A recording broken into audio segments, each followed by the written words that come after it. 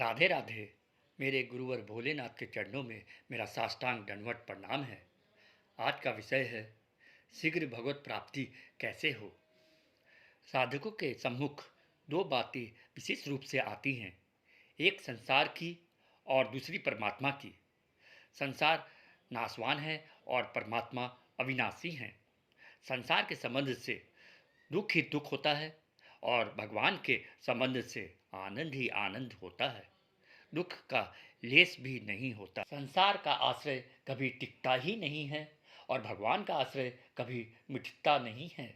इन बातों को हम संत महापुरुषों से सुनते हैं, वेद पुराणादि शास्त्रों में पढ़ते हैं और स्वयं मानते भी हैं।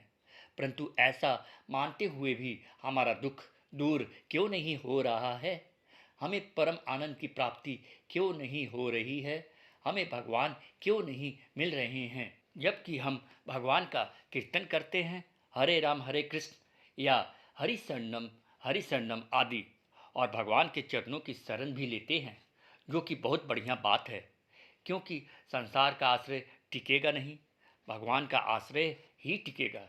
ये बातें सुनते हैं, समझते हैं, मानते हैं, फिर भी वह गुत्थी कहाँ उलझी हुई है जो सुलझती नहीं है। इस समस्या पर हमें गंभीरतापूर्वक विचार करना चाहिए। इस विषय में अनेक बातें कही जा सकती हैं, परंतु एक बात पर हमें विशेष ध्यान देना चाहिए। वह यह है कि बातें सुनने पढ़ने से केवल बौद्धिक या बातूनी ज्ञान होता है। भगवत तत्व की प्राप्ति में अपनी उत्कट अभिलाषा ही काम आती है। बौद्धिक या बातूनी ज्ञान कुछ भी काम नहीं आता। जिस दिन हमें संसार का संबंध सुहाएगा नहीं और हम भगवान के बिना रह सकेंगे नहीं, उसी दिन हमें भगवान की प्राप्ति हो जाएगी।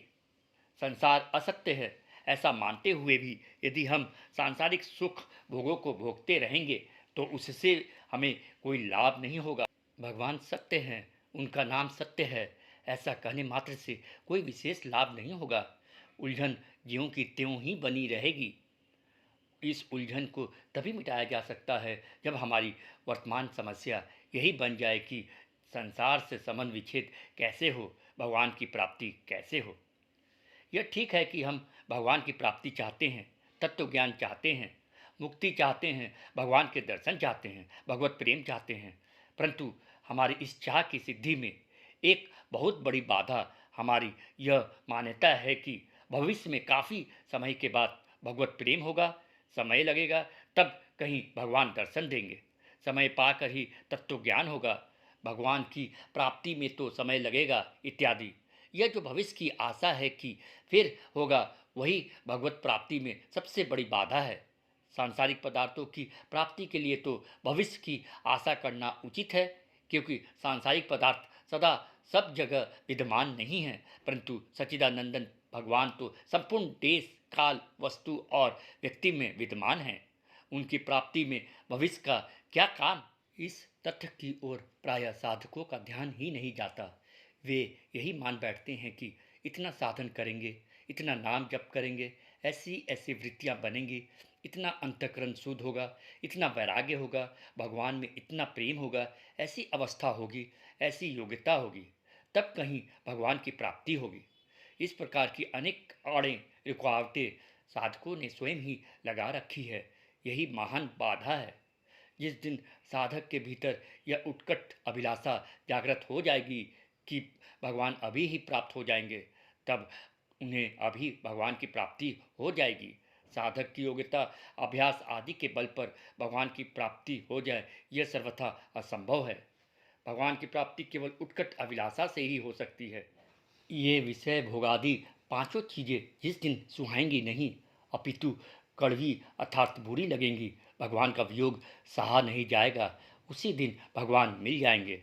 इतने प्यारे भगवान, इतने प्रियतम परमात्मा, जिनके समान कोई प्यारा हुआ नहीं, है नहीं, होगा नहीं, हो सकता नहीं, ऐसे अपने प्यारे भगवान के वियोग में हम दिन बिता रहे हैं।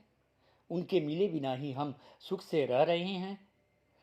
अर्थात जो भगवान के लिए दुखी हो जाएगा, उसका दुख भगवान से नहीं सहा जाएगा। उनके मिले बिना ही हम नींद लेते हैं, आराम करते हैं, बड़ा काला दिन है। इस प्रकार यदि हम भगवान के बिना क्षण क्षण में महान दुख होने लगे, प्राण छटपटाने लगे, तो भगवान उसी समय मिल जाएंगे। उनके मिलने में देरी नहीं है। भक्त का भगवत प्राप्ति विषयक दुख वे सह नहीं सकते, वे कृपा के समुद्र हैं। फिर भी संसार दुखी है ना। संसार तो दुख के लिए ही दुखी हो रहा है।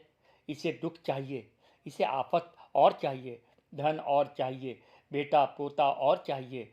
भगवान के लिए अगर दुखी हो जाए तो वे तुरंत आ जाएंगे।